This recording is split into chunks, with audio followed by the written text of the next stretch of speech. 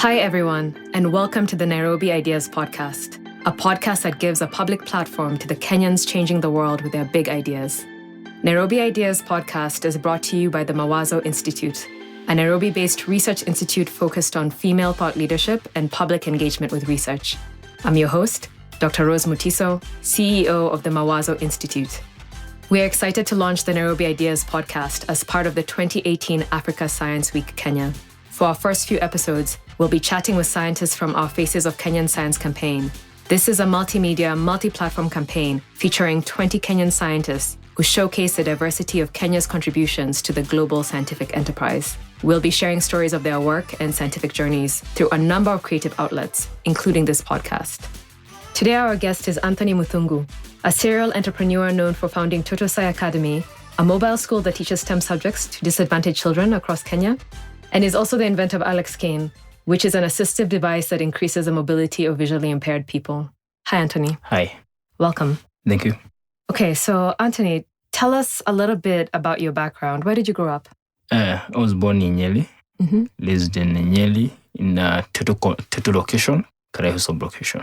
And you're just 25. You're quite young. Yeah, I'm 25. Okay, I think you might be our youngest face of Kenyan science. Congratulations. I think, in fact, my birthday is on this Wednesday, December. This Wednesday? Happy birthday. Thank you. Okay, so Anthony, you are an obsessive inventor and tinkerer. I mean, your list of innovations are just staggering for your age. So what is your earliest memory from your childhood that illustrates the beginnings of this natural curiosity? I remember back in 2006 when I was in standard 6. I made a biogas from pit latrine that electrocuted me and I got hospitalized for 3 days. Wow. So that's why it was started. And that didn't discourage you? You continued? No, it didn't. Okay. It didn't. What did your parents think? Actually, I don't know. They were confused because they found me lying somewhere. I don't know what happened. But I remember before that, maybe a month before, I had asked Dad if those people we are seeing on the TV are actually there. And he happened to tell me that they are in there. So one Sunday, I decided to dismantle the TV and confirm if they are there. But they weren't there. And your dad's reaction? He didn't even speak. Were you able to put it back together? No. So no TV for... I had to break it completely by force and say hi to those guys. Okay. So, I mean, what is the process by which, I don't know, class 6, you're 12 years old? Yes. What is the process by which a 12-year-old in Nyeri comes up with the idea to make a biogas digester? Where did you read about this? Did you hear about it? Did you just imagine it? I think I have once heard about it, but now I had to try it with my own means. So now I had to go and try that practically. Where did you get the materials? Like, what do you need to make a biogas digester? You just need a battery, the dry cell, just align them in cells. Like and just the Evereadys, those red ones? Yes. Wow, how many? I used around 6 or 7. Wow. And then make sure you dip it inside. Wow. Yeah. Okay, so where do you think this exploratory spirit came from? This kind of real deep curiosity to tinker, to fix, to invent? I think it started from the first one. The first day I asked Dad if those guys from the TV are actually there. And then he told me they are there. But when I broke it and found that they are not there, then I started now to always be curious of something. How is it happening? And not just knowing about it, but to confirm. So something like a switch went off in your mind from that moment. Yes. I mean, were other kids in Nyeri, Tetu County similar? Or? No. So you were really just different? Yeah, even my family... They just wondered, we had a normal boy and then now he's getting electrocuted and dismantling our TV. What happened? True. Okay. Yeah. So most of your inventions have started at home, Anthony, and you have quite a reputation for trying to automate everything around you. Yeah. Could you share some of your favorite examples of stuff you've invented for yourself or for your family? It's a water level meter. Mm-hmm. It's like we have this big tank that Mom keep on telling me go and check the level of water. So it's far from the home. So I used to now to put some gadgets on top. So anytime she asks me to go and look the level, I just need to take my phone, send it an SMS, and it will reply me with the actual volume of water in that tank. So I could tell her it's almost all. It's still halfway. So this is still working? You're still getting the SMSs? Yeah, they're there. Okay, so now your mom has forgiven you for breaking the TV? Not yet. Okay. So you're a bachelor, you live alone? You live alone. So Yes. I heard that you were too lazy to turn your television music system lights off and on, and you wired up your entire house to do this automatically. Please tell me more about this. It's called voice automation. I started back in 2016 whereby I could switch off the lights with just a remote. Any DVD or TV remote, just switch it. So I could only come and add an infrared receiver at the bulb and some relay. So once the transmitter connects to the receiver, it will switch the bulb on and off. So then I was like, no, I need now to do it, to automate it. So that once I'm still in the bed, I'll just pick. So now it's a very simple programs you need to put them. And then I shifted from bulb now to TV. Just say NTV, it's NTV. KTN, it's KTN. Help me and the listeners understand. These seem like really kind of difficult, complicated things. How did you just figure it out? What is the secret? I don't know. Because I've done computer engineering. But even if you can ask anyone who has done computer engineering, some things we are not taught in school at all. Okay, when I was doing computer engineering, I thought... This was at... This is what I will be at ZTech. At ZTech, I thought what I'm doing is what I will be taught in school. But it was like almost nothing. So it's pure theory. What I do, I don't find it being taught in school.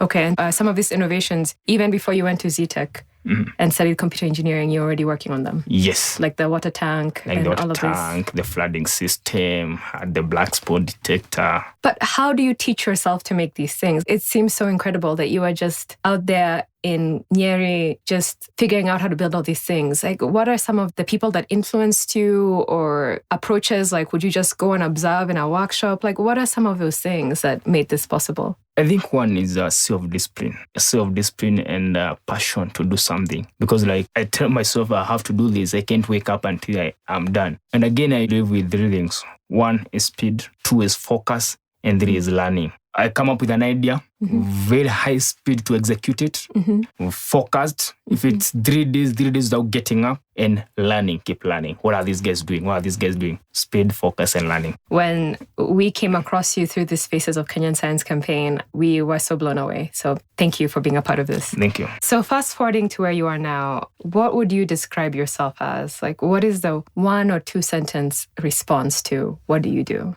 Because you seem to be a man of many skills. Okay. How would you sum it up?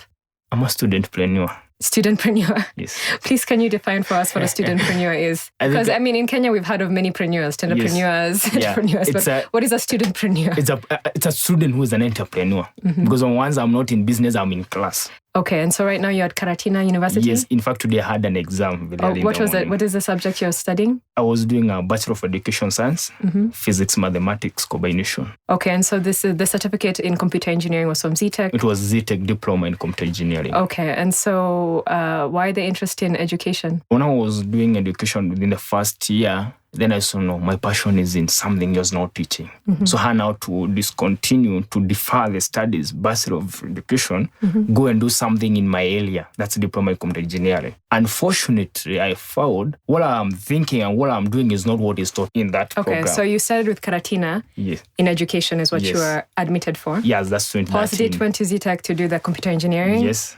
Was disappointed with the theoretical I was not learning. disappointed. Yeah, but I finished. But like I said, I was not disappointed. Then after I finished ZTech, then I went back for my degree. I have to. And now you're finishing it. Yes. So this is interesting because many people, the narrative we often hear about really talented innovators like yourself is, why do I need school? Let me drop out. Let me just do my thing. Why have you persisted with the degree? One thing people don't understand, degree gives you power. So once you have a degree, you have power over things. So you can have a skill, but without a degree, it will be limiting you to some places. In what you mean that people will not take you seriously, or in what sense do you mean power? You can find that yourself in some situation like good in IT, you can even be appointed like PSIT, but those positions need qualifications. So it's necessary for me, first of all, do what I was doing. Now that's business and innovations. I finished. I went back to school and some people are doing it for me. Okay, so you set the stuff up. It's running. You get your degree. Yes, now check the box. I'm just enjoying. You don't have the pressure. You can leave school on Wednesday afternoon and come record a podcast with me. Yeah, sure. After an exam. I always make sure that I'm in Nairobi at least 3 times a week. Yes, even if I will come and go back. Okay, so what are a couple of the most exciting projects you're working on right now? TotoSci Academy.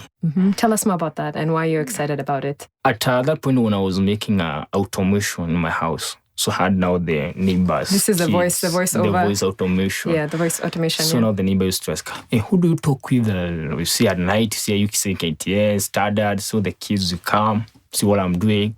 One day I forgot to switch off the main switch, so the kids were allowed. They would say KTN, volume on, so they would increase the volume. And you weren't there, and they were outside the window yelling commands at your so I got a call from the caretaker. I was like, no, I don't know what's happening. It's like, no, get that guy called Joseph. Tell him to go and switch it off. He knows how to do it. So then I was like, oh, these kids, they love what they are doing. So why should I not train some of them? That's how TotoSci came in. And we see if we can even also try to change their attitudes towards science and try to show them that science is interesting and you can solve some problems using science. So it seems like your education degree is possibly coming in handy. I think it's still coming hand in hand with what I'm doing. Okay. Although I don't, TotoSci, there are some guys who teach on my behalf.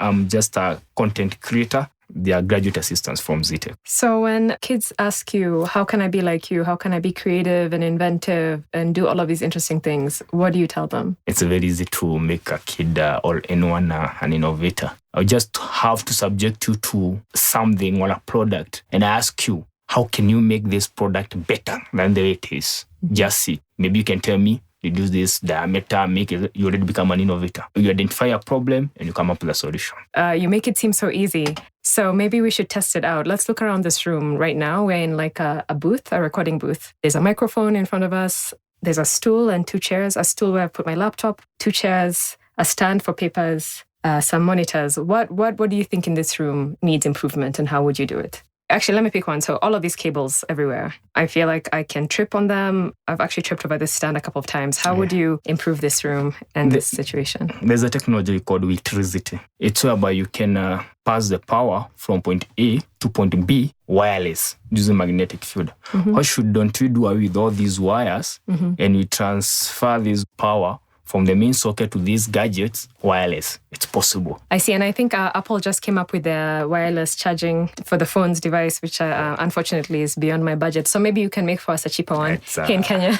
So we don't have to. Problem is that we don't have to import from Apple US. Yeah, sure. Okay. So how did you make the transition from all of this do-it-yourself, home innovations, tinkering, destroying your parents' property, to the public-facing projects that you're pursuing now? What were the biggest enablers and what are the biggest challenges in this journey from being just a kid in Nyeri to where you are now as a studentpreneur? I have mentors who keeps on advising me every time, and they have kept on encouraging me so much. Who are these mentors? Like some examples? They're my parents first. But then when I decided now to transfer from ZTech to Kalatina was in parallel. I used to pay, I think, 70,000 per semester. I was that. Can you please give me the 70,000 cash this semester? I'm not going back to school, but give them cash. What do you want to do? I want to invest in something.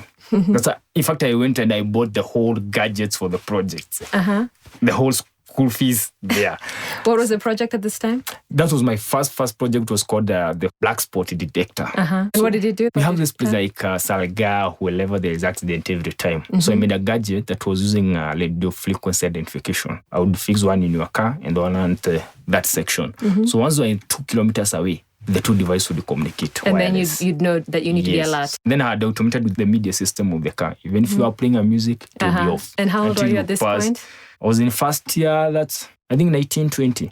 So you used the school fees to create this gadget? Yes, I went and bought all these stuff. They're really expensive. So now Dad invested in all that. And so in the end, did you get the school fees back? But then after I finished, Dad only paid for my school fees first year and second year.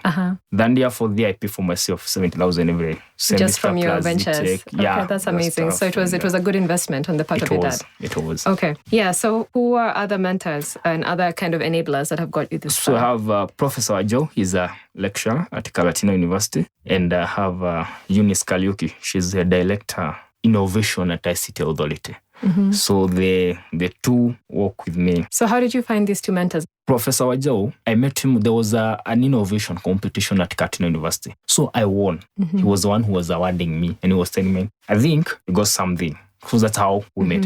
And then director ICT Innovation, I was This is Eunice. Eunice Kariuki. Eunice was introduced to me by the former PS, Victor Chalo. I can see now I still, though it's home, they baked me. That's really inspiring that this government agency opened up its doors to a young entrepreneur. Yes, they did. Okay, what have been a couple of the biggest challenges? It's research is very expensive. Anytime like you want to do something, it's money. You want to prove a concept, you're not sure. So you end up now assembling, and then hardware is very expensive. Unlike software, you just need an internet. Hardware, you need the actual gadgets. In fact, my workshop in my house, I think it's big than one of the universities we have laboratories, electronics laboratories. So this has been a massive capital investment. Yes, it has a lot.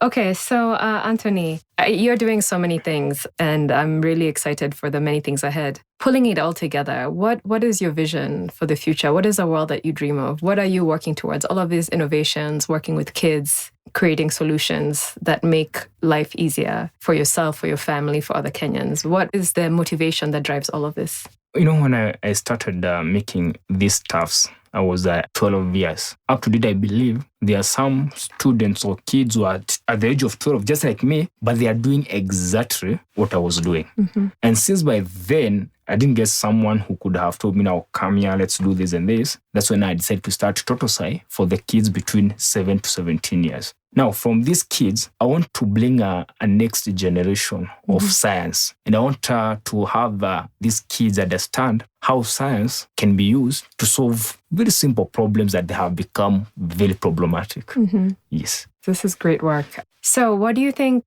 is next? Where do you think your curiosity will lead you? Do you have any new projects up your sleeve? Now, TotoSci and AlexKyan, they are one on the line. But, I might walk out here, identify a problem, and get solution.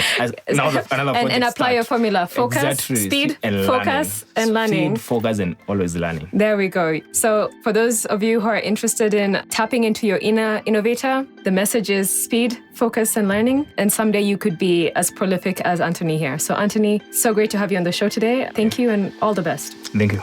If you want to listen to this episode again, or if you want to hear more from the Nairobi Ideas podcast in the future, you can find us online permanently at www.mawazoinstitute.org. And for the next few weeks, you can also find us at www.africascienceweek-kenya.org. You can also subscribe to the Nairobi Ideas podcast on iTunes, Google Play, or wherever you get your podcasts. Big thank you to our sponsors, the L'Oreal Foundation, Johnson & Johnson Innovation, and the Next Einstein Forum. From all of us here at Mawazo Institute, thank you and keep it nerdy.